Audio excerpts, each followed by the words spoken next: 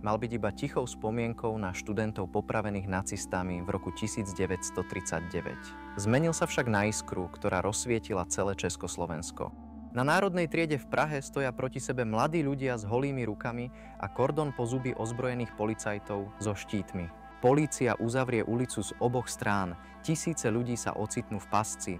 Študenti dvíhajú nad hlavu holé ruky na znak toho, že nechcú bojovať. Sviečky im osvetľujú tváre, v ich očiach vidno strach aj odhodlanie. Spievajú hymnu, pomaly, krehko, ale tvrdo. Ako keby každé slovo bolo posledným kúskom slobody, ktorý im ešte zostal. Dáv je natlačený na seba a tlak sa každou sekundou bolestivo zvyšuje.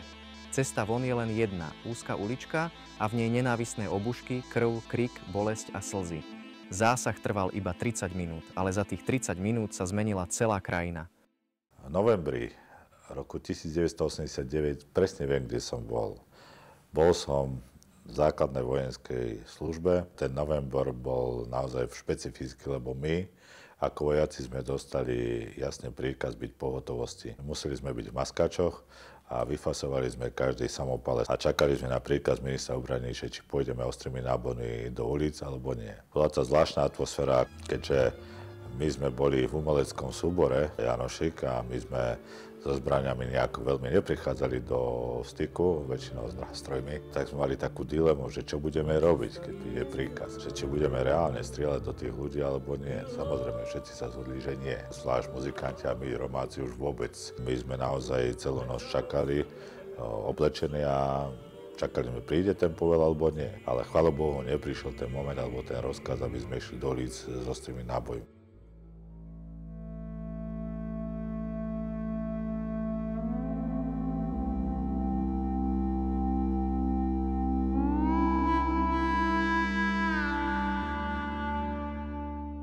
Rok 1989 otvoril slovenskú cestu do demokracie.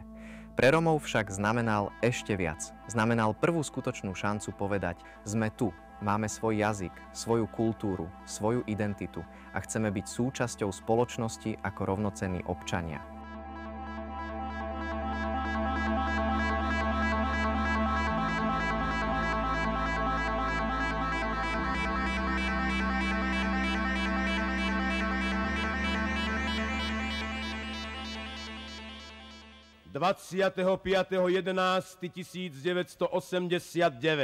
Žiadame vytvoriť zo Slovenskej národnej rady skutočný parlament slovenského národa, v ktorom budú mať zastúpenia všetky zložky našej spoločnosti. Žiadame zaručiť úplnú slobodu tlače. Žiadame zaručiť slobodu podnikania, zhromažďovania, spolčovania, pohybu, svedomia a ďalšie občianske práva a slobody. Žiadame zrušiť vedúcu úlohu komunistickej strany Československa.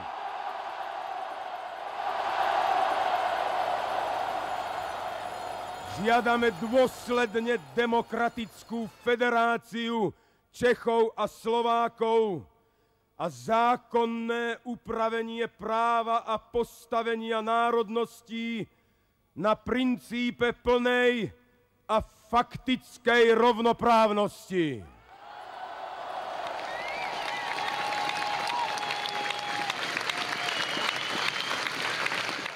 Dalo sa to očakávať. Sa to očakávať, že Slovensko neobíde.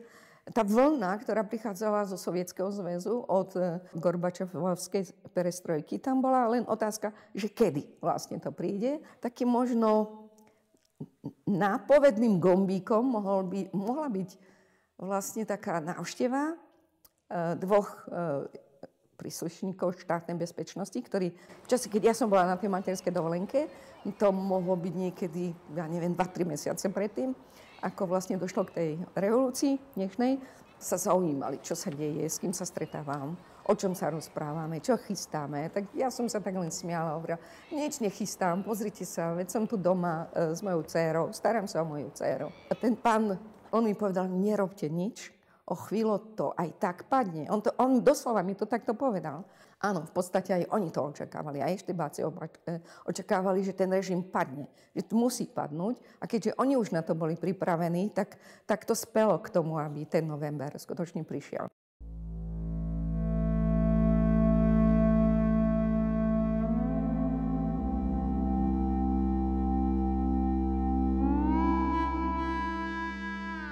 Nežná revolúcia začala prebúdzať ľudí k zmene a prišiel čas aj pre Rómov. Presýpacie hodiny dejín sa pohli. Na Letenskej pláni zaznel hlas, ktorý dovtedy nebolo počuť. Emil Ščuka vystúpil v mene 800 000 Rómov Československa.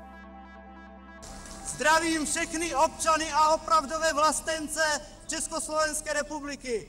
I my Romové se řadíme k vám, k občanům a k vlastencům. V této vlasti jsme se narodili a chtěli bychom zde žít. My zde nejsme na smlouvu jako zahraniční dělníci. My tady budeme žít a chceme žít tak, aby jsme se nestyděli a aby vy jste se nestyděli za nás. Tak, aby děti vaše i naše byly jako bratři a sestry. Podporujeme občanské fórum. Práve v tom čase mala moja prostredná dcéra Stužkovú. Pamätám sa, že čas bol zlý, pršalo, dokonca napadlo snehu. Išla som sa tam pozrieť len zo zvedavosti. A námestie bolo plné ľudí, štrngali kľúčami a kričali Havel na hrad. Všetci kričali Havel na hrad, hoci ja som nevedela, kto je Havel. Keď vystúpil v Banskej Bystrici Róm na tribúnu, tak som počula výkriky alebo skandovanie cigáni do lesa, chránené medvede. Keby sa to stalo mne, tak z tej tribúny odídem, pretože to bolo veľmi ponižujúce. Neviem, ako sa on tam cítil, ale ja pod tou tribúnou som sa cítila veľmi zle medzi tým davom ľudí. To, čo sme tak všetci cítili, že očakávame, že sa čosi rodí nové, tak vnútorne som to tak prežíval, že môže prísť akási sloboda. Ten prvý moment bol teda možno ten osobný, že mohli sme slobodne teda vyznávať kresťanské hodnoty a potom samozrejme aj tá možnosť slobodne cestovať. Prišli sme sa dnes prejsť do Rakúska a súčasne sme urobili za všetkých symbolický krok do Európy. Ahoj, Európa! V 89. presne v novembri, keď sa začala už otvorená komunikácia v rámci predákovej PN, tak už začali chodiť po jednotlivých okresoch. A ja som jedného dňa, na to sa pamätám veľmi dobre, keď som žene povedal, no a dnes idem aj ja na námestie. Manželka vtedy opatrovala jedného pána a on mi hovorí, Jožko, dávaj pozor, lebo tam sa môže aj strieľať. Tak som prišiel do Rožňavy na námestie a tam som počul vystupovať herca, pána Jamricha. Bol ešte aj s ďalšími svojimi kolegami a on tam rozprával proste a verejne pozýval ľudí na diskusiu a kto chce, má záujem.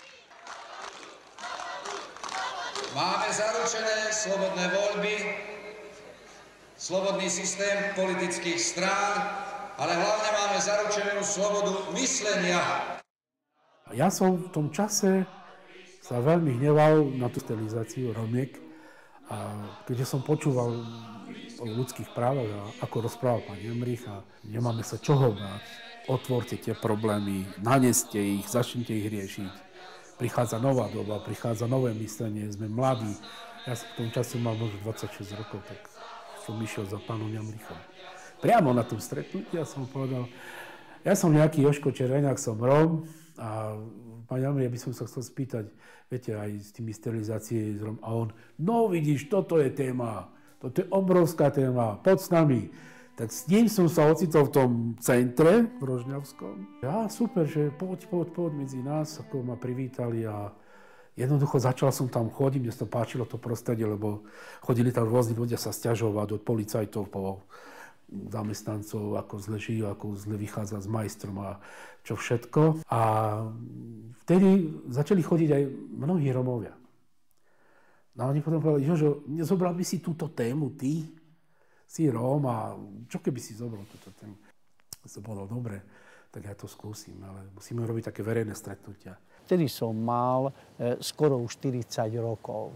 23. novembra som sa narodil, tak vtedy to bol ako pre mňa ako dar. My sme začali v Dunajskej Strede rokovať, už sme rozprávali, že čo by sme mali robiť, ale samozrejme, že všetci sa báli. Veľmi sa báli ľudia, nebo neverili tomu, že to je ozajstný koniec komunizmu. V Dunajskej Strede sme mali mliečný bar, Tejbar sa to volá, po maďarsky. No a tam sme sa stretávali ako mladí spisovatelia a sme povedali, že počúvajte, musíme niečo urobiť. Čak v Bratislave už trngajú kľúče ľudia, to je hlavné mesto, ale my začínajme taktiež tu v Dunajskej Strede a už bolo aj, že VPN, nevedeli sme maďarsky hovoriaci Róm ako ja, že čo to znamená, že VPN, že no, ale potom sme si to preložili, tak sme hovorili, že je to nyilvánosság, az erőszak ellen, verejnosť proti násiliu.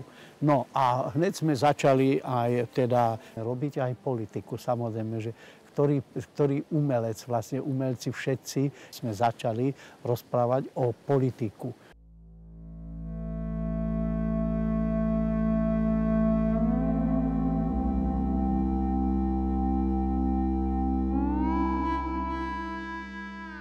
Presýpacie hodiny dejín sú stále viac v pohybe.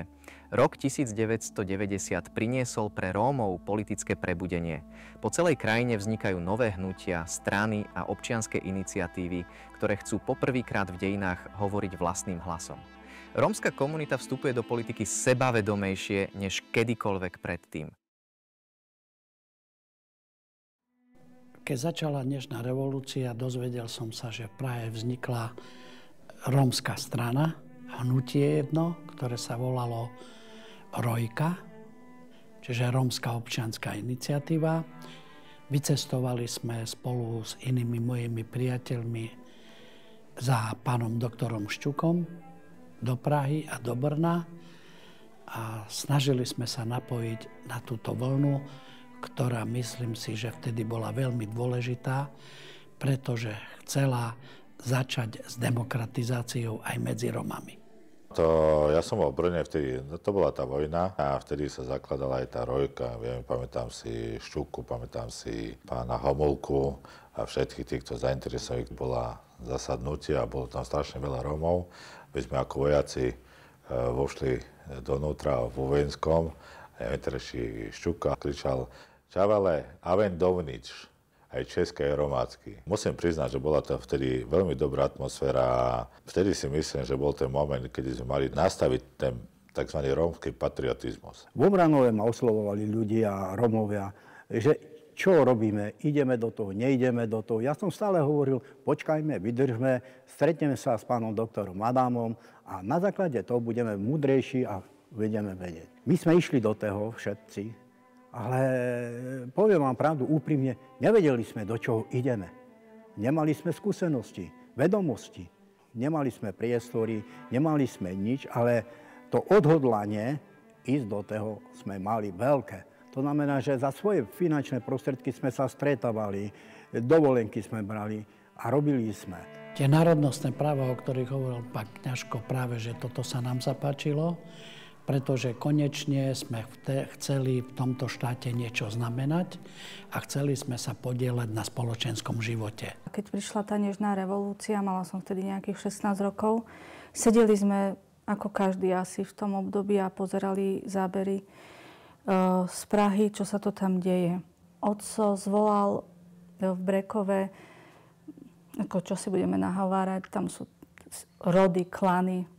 A z jednotlivých tých klanov zvolával takých významných ľudí, kde rozprávali o tom, že niečo sa deje, zmena nastala a je potrebné, aby sa do toho zapojili aj Rómovia, aby to nebolo bez nás, bez Rómov a aby sme sa nejako podieľali, lebo však nikto nechce prísť o prácu, chceme si udržať tie isté hodnoty. A následne na to vlastne aj ja som sa s nimi rozbehávala po okolitých obciach, kde sme vedeli, že žijú Rómovia a s tou istou víziou a myšlienkou sa vlastne oslovovali. Začiatkom roku 1990 sa založila strana s názvom Strana integrácie Rómov. Otco spomínal, že vlastne vyzbierali podpisy a keďže nikto vtedy netušil, ako čo je nutné k tomu, aby tá strana bola zaregistrovaná. A odneslo sa to do tej Bratislavy na ministerstvo vnútra. A už vo februári vlastne boli papiere na ministerstve vnútra, vybavovalo sa IČO, vybavoval sa účet a následne na to bola v marci strana po sneme oficiálne zaregistrovaná. Čo sa týka nejakých spoluprác s inými Rómami, oni sa aj navzájom oslovovali. Ja si pamätám na jedno stretnutie v Banskej Bystrici, kde oco prišiel a povedal, že tam by to aj šlo, tam sú takí tí rozumnejší, že tam aj chápu. Keď chodil do Košic a do Prešova, tam aj chodil sklamaný. Tam hovoril, že proste inú retoriku majú, iné myslenie a nie veľmi sa stotožňuje on s tým, čo oni rozprávajú. Čo si pamätám, tak on mal také 4 oblasti, ktoré vlastne sú aktuálne dodnes. A to je bytová otázka, zamestnanosť, kultúra a zdravie. Tieto 4 priority. A na čom sa najčastejšie pohádal, bol vlastne jazyk. Jazyk z toho dôvodu, že rómsky sa v našej obci nerozprávalo, ani v blízkych okolných obciach. Takže s tým otcom nebol nejako stotožnený a potom, s čím nebol vlastne z košickej tej vetvy stotožnený, je spôsob myslenia, spôsob prezentovania tých myšlienok, že tam to išlo skôr viac ako keby pomoci a po peniazoch a po tejto stránke. A nie po tej myšlienke, po tej vízii, že ideme pomôcť, ideme vyzdvihnúť a samozrejme vtedy môžeme niečo nastavovať a meniť, ak sme v tom parlamente, ak sa tam dostaneme a môžeme meniť legislatívu a zákony. Treba si uvedomiť, že to porevolučné obdobie bolo obdobie, kedy Rómovia, ktorí trošku do toho sa angažovali, verili, že môže nastať dobre. Však takisto stáli v Prahe na námestí a štrngali. Sme v roku 1990, áno, keď sme začali zakladať teda politické strany rómske v Československu. Takže v prvom rade to prvú politickú stranu v Československu zakladali v Prahe a na čele bol vlastne doktor Emil Ščuka. V týchto začiatkoch sa aktivizoval napríklad môj brat, vtedy vznikajúcej Rojke. A vlastne títo bratislavskí chalani, ako poviem, boli mladí chlapci, ktorí teda chceli nejakú tú zmenu. Napríklad aj Igor Kmeťo, viem, že spolu chodili po všetkých tých fórach a zasadaniach a mali aj u ministrov nejaké stretnutia. Vtedy sme oslovili aj pána doktora Emila Ščuku, vtedy bola federálna ako republika. Oslovili sme ho, aby nás zastrešil tiež do tej svojej politickej strany ROJ. Stretli sme sa, pokomunikovali sme, povedali sme si, čo máme urobiť, ako to máme robiť. Pán Ščuka osobne vycestoval do Košíc a spolu sme išli do Bratislavy za verejnosťou proti násiliu, kde sme začali dojednávať, aby sme sa mohli dostať aj my na kandidátku VPN-ky. Bola podpísaná dohoda medzi Rómskou občianskou iniciatívou a VPN-kou a išli sme na spoločnú kandidátku. V osadách sme my skutočne robili propagandu, poďme do toho, lebo sa blížia voľby, blížia sa toto, budeme mať demokraciu, môžeme cestovať, môžeme toto. Ale v kutiku duše bolo stále, že čo to je vlastne tá demokracia. My sme nevedeli presne, čo to je tá demokracia. My, keď sme zakladali miestne organizácie, húfom všetci Rómovia v rámci okresu išli. My sme mali cez 7 000 členov v okrese. Cez 7 000 členov v okrese sme mali. To nielen okres Vránov, ale v rámci celého Slovenska. Bola iba jedna politická strana, federálna, tedy bola Rojka. To bolo niečo neuveriteľné, ako sa dávali tie masy ľudí dokopy. No a potom ten deň prišiel, kde sme všetci išli na snem do Prahy. To bolo niečo neuveriteľné, emociálne, niečo nádherné, keď sme sa stretli v Prahe na tomto sneme. To bolo niečo, nedá sa ani opísať to. Toľko Rómov v jednom celku.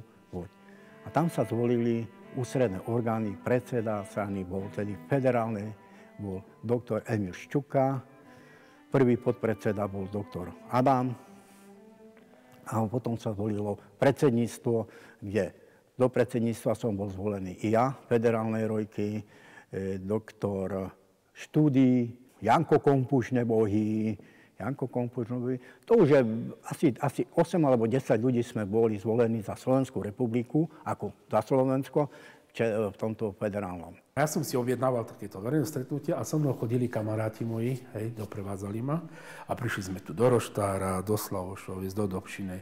Všade sme začali chodiť a stretával som sa s Romami. Tie sály boli nabité. Mňa to jednoducho istým spôsobom nadchlo a ma to dvíhalo zo stoličky a toto sa musí vyriešiť, toto musí ísť na prešetrenie, toto musí ísť na súd a dookola. Tak som sa dostal v rámci tých volieb, ktoré boli prvé voľby v okrese za poslanca. Mňa VPN-ka vlastne okresu nominovala za poslanca okresu. My sme tam mali nejakých 12 miest, tak 12. miesto vlastne prisúdili mne.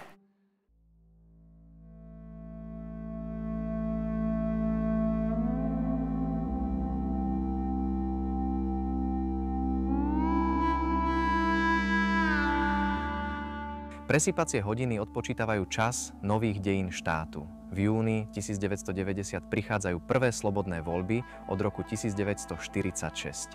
Krajina si volí svoj nový parlament. Po prvýkrát volia aj Rómovia ako plnoprávni občania nového štátu. Politická mapa krajiny sa mení a s ňou aj miesto Rómov v novej demokracii.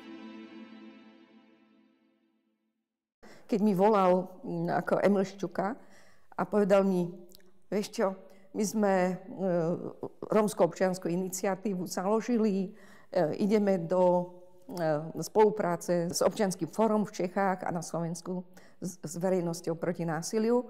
A my sme pripravovali kandidátku do parlamentov, tak ja mala by si ísť do federálneho zhromaždenia. A ja som sa tak zasmiala, povedala so mnou, v žiadnom prípade ja do federálneho zhromaždenia do Prahy ja nepôjdem, lebo ja mám dcéru, Janku, a ja sa musím o tú dceru starať a ja v žiadnom prípade tam nepôjdem. A on povedal, no dobre, po dlhom rozhovore, že dobre, tak potom pôjdeš do Slovenskej národnej rady. Takisto som hovorila, že nie, ja musím byť doma. A on povedal, prosím ťa, veď tam budeš možno len pár dní v mesiaci. On mi to tak ako optimisticky povedal. Tak po takom dlhom rozhovore som povedala, no dobre, tak pôjdem na tú kandidátku, ale či sa to podarí dostať do toho parlamentu, to je otázka, to je budúcnosť. Tak pani Koptová do Slovenskej národnej rady, ja a pani Samková do Federálneho zhromaždenia a ďalších 7 bolo v Českej národnej rade. Normálne som bol zvolený v riadnych voľbách a získal som skoro 80 000 hlasov. To nie je málo. Zastupoval som Romov v celom Československu, pretože som bol volený do Federálneho zhromaždenia. Čiže za hlasy mi dávali aj českí Romovia, aj slovenskí, aj majorita. Každý jeden Róm, bez rozdielu, či ten alebo ten, húfne išli k voľbám. A každý dával hlas. Ja som získal cez 39 000 preferenčných hlasov. To bol úspech. Za socializmu Rómovia boli len etnickou skupinou, čiže až po revolúcii my sme sa stali národnostnou menšinou. To, s čím som tam prišla do toho parlamentu alebo teda do tej národnej rady, bolo jasné, ako presadiť národnosť. A my sme vedeli, kvôli čomu tam ideme, že musíme zmeniť najprv náš status a s týmto statusom, že jednoducho postupne budú viazané alebo naviazané iné ďalšie oblasti toho nášho rozvoja. Ale tí poslanci neboli pripravení na to, že my prídeme s takými kategorickými požiadavky. Napriek tomu, že vlastne tí poslanci, hlavne tí, ktorí prešli tou vlnou toho demokratického procesu, tak oni boli na našej strane. Oni v podstate všetkým spravodlivo, a takže aj nám spravodlivo. Ale tie prvé diskusie tam neboli ľahké s poslancami, ani v tom mojom výbore, kde som bola, ako vo výbore pre menšiny a ľudské práva. Ani tam to nebolo jednoduché, ale tí poslanci vlastne pochopili a priznali, že oni nemôžu vlastne poprieť podstatu tej revolúcie, áno, ako zmysel, myšlienku tej revolúcie, že všetci majú rovnaké práva a všetci sa môžu domôcť týchto práv, pokiaľ majú na tú silu a sú na to pripravení. Takže ani nás nemohli odmietnúť. My sme boli vlastne v trende alebo na tej vlne, vyviezli sme sa na tej vlne a chcem povedať, že vlastne sme boli v tom vhodnom čase alebo správnom čase na správnom mieste a tak sa podarilo v tej Národnej rade presadiť práve to, kvôli čomu sme tam išli. V apríli, myslím, v 91. roku vláda Slovenskej republiky prijala zásady vládnej politiky a tam jasne deklarovala, že Rómovia sú národnosť a že majú právo rozvíjať sa ako národnostná menšina, majú právo čerpať zo štátneho rozpočtu finančné prostriedky na svoj kultúrny rozvoj a s týmto kultúrnym rozvojom prirodzene bol spájaný aj ten sociálny.